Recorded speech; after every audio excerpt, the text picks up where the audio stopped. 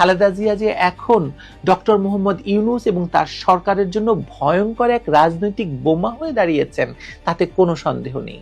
তার মৃত্যুর ঘোষণা দিলে মানুষ রাস্তায় নামবে, যতই তার অসুস্থতার জন্য মৃত্যু হোক না কেন। খালেদা কি জীবিত নেই? এটা যারা বিশ্বাস করে, আমি যারা মনে করে জীবিত আছে, আমি তাদের সঙ্গে নাই। আমি তাদের সঙ্গে কোনো অবস্থাতে একমত নই।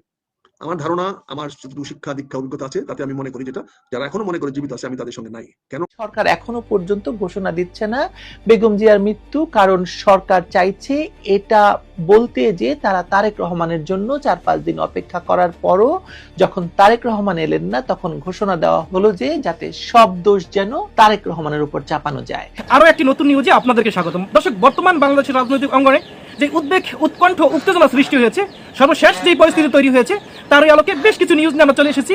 দর্শক, মূল ভিডিওতে চলে যাব। মূল ভিডিওতে চলে যাওয়ার আগে আপনাদেরকে অনুরোধ করব, আমাদের চ্যানেলে নতুন হয়ে থাকলে সাবস্ক্রাইব করে পাশে থাকা বেল আইকনটিতে অল দিয়ে রাখুন। আর নিত্য নতুন এই ধরনের ভিডিও সবার আগে পেতে আমাদের ভিডিওতে লাইক দিয়ে আমাদের সাথে থাকুন। চলেন দর্শক, আমরা মূল ভিডিওতে চলে যাই। সরকার এখনো পর্যন্ত ঘোষণা দিচ্ছে না বেগম জিয়ার মৃত্যু, কারণ সরকার চাইছে এটা বলতে যে তারা তারেক রহমানের জন্য 4-5 দিন অপেক্ষা করার পরও যখন তারেক রহমান এলেন না, তখন ঘোষণা দেওয়া হলো যে যাতে সব দোষ যেন তারেক রহমানের উপর চাপানো যায়। খালেদা জিয়া যে এখন ডক্টর মোহাম্মদ ইউনূস এবং তার সরকারের জন্য ভয়ঙ্কর এক রাজনৈতিক বোমা হয়ে দাঁড়িয়েছেন তাতে কোনো সন্দেহ নেই। তার মৃত্যুর ঘোষণা দিলে মানুষ রাস্তায় নামবে, যতই তার অসুস্থতার জন্য মৃত্যু হোক না কেন। বেগম জিয়ার শেষ পরিণতি নিয়ে যে রাজনীতিটা হলো, এটা বাংলাদেশের জন্য তো বটেই, এটা বেগম জিয়ার রাজনৈতিক ক্যারিয়ারের জন্য কি ভালো হলো?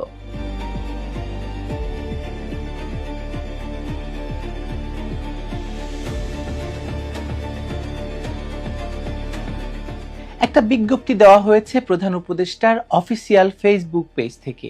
এর আগেও দেওয়া হয়েছিল অধ্যাপক আলী রিয়াজের বিরুদ্ধে, যখন একজন ধর্ষণের অভিযোগ এনেছিল তখন। আচ্ছা দাঁড়ান, আপনাদেরকে বিজ্ঞপ্তিটি পড়ে শোনাই। বিজ্ঞপ্তি: বিশেষ নিরাপত্তা বাহিনী SSF এর নিরাপত্তা প্রোটোকল অনুযায়ী আগামী 4 ডিসেম্বর 2025 তারিখ 12 ঘটিকা থেকে 16 ঘটিকার মধ্যে, মানে 12টা থেকে 4টার মধ্যে এভার কেয়ার হাসপাতালের নিকটস্থ দুটি উন্মুক্ত মাঠে বাংলাদেশ সেনাবাহিনী ও বিমান বাহিনীর হেলিকপ্টার পরীক্ষামূলকভাবে অবতরণ ও উড্ডয়ন পরিচালনা করবে। এ বিষয়ে কোনো ধরনের অপপ্রচার বা বিভ্রান্তি থেকে বিরত থাকার জন্য অনুরোধ করা হলো। আচ্ছা বলুন তো, ইউনূস সরকার দেশের মানুষকে কি বোকা মনে করে? হঠাৎ ঢাকার প্রধান আবাসিক এলাকার মধ্যে প্রতিষ্ঠিত একটি হাসপাতালের পাশে দুটি উন্মুক্ত মাঠে বাংলাদেশ সেনাবাহিনী ও বিমান বাহিনীর হেলিকপ্টার পরীক্ষামূলকভাবে অবতরণ এবং উড্ডয়ন করবে একটি বিশেষ সময়ে, আর কেউ তা নিয়ে কোনো ধরনের কথা বলতে পারবে না? মানুষের মুখটা বন্ধ রাখাটা কি এতই সোজা? এই এভার কেয়ার হাসপাতালে চিকিৎসাধীন রয়েছেন বিএনপি নেত্রী বেগম খালেদা জিয়া। তিনি জীবিত আছেন কিনা কিংবা মৃত, তার শারীরিক অবস্থা কি, তা নিয়ে যখন দেশে বিদেশে আলোচনা তুঙ্গে, তখন এই হাসপাতালের পাশের মাঠে একটি নির্দিষ্ট সময়ে দুই বাহিনীর হেলিকপ্টার ওঠানামা করবে, আর মানুষ সেটা নিয়ে কথা বলবে না। দেশের মানুষ এতটাই উদ্বেগহীন, শান্ত আর অরাজনৈতিক হয়ে গেছে বলে মনে করেন ইউনূস মহাজন? আমরা তো জানি যে ইউনূস মহাজনের চেষ্টাটাই তাই, যে মানুষ যাতে রাজনীতি নিয়ে কথা না বলে, সরকার নিয়ে কথা না বলে, কোনো রাজনৈতিক দল না থাকে, এবং সে কারণেই তার এই -2 থিওরি 1/11-তে শুরু করেছিল, এখন আবার নতুন করে দেখা দিয়েছে, এখন আবার -4 হয়ে যাচ্ছে, মাইনাস অনেক কিছু হয়ে যাচ্ছে, minus Awami League, minus BNP. তিনি শুধু জামাতকে নিয়ে একটি সরকার চালাতে চাইছেন, জঙ্গিদেরকে নিয়ে তিনি একটি সরকার চালাতে চাইছেন। মজার ব্যাপার হলো, ইতিমধ্যে এই বিজ্ঞপ্তি প্রকাশের আগে থেকেই সামাজিক যোগাযোগ মাধ্যমে দুই ধরনের কথা চালু হয়ে গেছে। প্রথম কথা হলো, অনেকে বলছেন যে আগামীকাল 4 ডিসেম্বর দুপুর 12টা থেকে বিকেল 4টার মধ্যে তারেক রহমান দেশে ফিরে তার মৃত্যু পথযাত্রী মাকে দেখে আবার ফিরে যাবেন, কিংবা তিনি এসে ঘোষণা দিয়ে যাবেন যে তার মা আর জীবিত নেই। এটা এক ধরনের বক্তব্য প্রকাশিত হতে শুরু করেছে গতকাল রাত থেকেই, এবং আজকে তো সারাদিন ধরে এই বক্তব্য একদম সবাই শেয়ার দিচ্ছেন। ওদিকে যুক্তরাজ্য থেকে খালেদা জিয়ার জন্য চিকিৎসক দল গিয়েছেন ঢাকায়, এবং তারা এতক্ষণে বেগম জিয়াকে নিশ্চয়ই পরীক্ষা নিরীক্ষা করেছেন, কিন্তু তারা এখনো কোনো সাংবাদিক সম্মেলন করেননি বা মন্তব্য করেননি। ফলে মানুষের ভেতরে আগ্রহ অনেক বেশি যে খালেদা জিয়ার সর্বশেষ অবস্থাটা আসলে কি তা নিয়ে।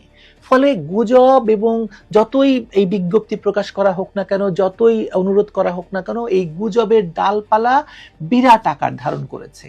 আর দ্বিতীয় যে কথাটি প্রচারিত হচ্ছে সামাজিক যোগাযোগ মাধ্যমে, তাতে বলা হচ্ছে যে আগামীকাল 4 ডিসেম্বর বেগম জিয়াকে এভার কেয়ার থেকে হেলিকপ্টারে করে তুলে নিয়ে গিয়ে ঢাকা বিমানবন্দরে দাঁড়িয়ে থাকা একটি আধুনিক এয়ার অ্যাম্বুলেন্সে করে হয় লন্ডন না হয় সিঙ্গাপুরে নিয়ে যাওয়া হবে। অর্থাৎ বাংলাদেশ ছাড়া তৃতীয় কোনো দেশে খালেদা জিয়াকে নিয়ে যাওয়া হবে, যেখানে তারেক রহমান গিয়ে তার মাকে দেখতে পারেন। এখনো মানুষের ভেতরে প্রশ্ন যে তারেক রহমান কেন লন্ডন থেকে বাংলাদেশে তার এই অসুস্থ মৃত্যু পথযাত্রী মাকে কিংবা মৃত মাকে দেখতে যেতে পারছেন না। এই প্রশ্ন মানুষ নানা ধরনের ব্যাখ্যা দেওয়ার চেষ্টা করছে এবং সেই ব্যাখ্যাগুলো এখন বলার সময় নয়, কারণ হচ্ছে এটি নিয়ে আগেও ভিডিও করেছি, ভবিষ্যতে হয়তো করব। ওদিকে বিএনপি নেতা মেজর অবসরপ্রাপ্ত আখতারুজ্জামানের দাবি যে বেগম জিয়া হয়তো ইতিমধ্যে মৃত্যুবরণ করেছেন এবং যেহেতু বেগম জিয়া মারা গেলে তার প্রতিক্রিয়া হবে ভয়ঙ্কর, সেহেতু সরকার তার মৃত্যুর ঘোষণা দিচ্ছে না, অপেক্ষা করা হচ্ছে তারেক রহমানের জন্য, যাতে তারেক রহমান এসে ঘোষণা দেন। তাতে সরকারের ওপর থেকে দায় কমে যাবে, বা সরকার বলতে পারবে আমরা তো 4-5 দিন অপেক্ষা করেছি তারেক রহমানের জন্য, তিনি তো আর আসেননি। মানে তিনি আরো বলতে চাইছেন যে সরকার এখনো পর্যন্ত ঘোষণা দিচ্ছে না বেগম জিয়ার মৃত্যু, কারণ সরকার চাইছে এটা বলতে যে তারা তারেক রহমানের জন্য 4-5 দিন অপেক্ষা করার পরও যখন তারেক রহমান এলেন না তখন ঘোষণা দেওয়া হলো যে যাতে সব দোষ যেন তারেক রহমানের উপর চাপানো যায়। এবং এভাবেই তারেক রহমানকে বাংলাদেশের রাজনৈতিক স্ফেয়ারে বা বিএনপির সমর্থকদের কাছেও একটা ভিলেন হিসেবে প্রচার করা সম্ভব হবে। এক ঢিলে বহু পাখি মারার চেষ্টা হচ্ছে, এটা এক ধরনের বক্তব্য। যা কিছুই হোক, খালেদা জিয়া যে এখন ডক্টর মোহাম্মদ ইউনূস এবং তার সরকারের জন্য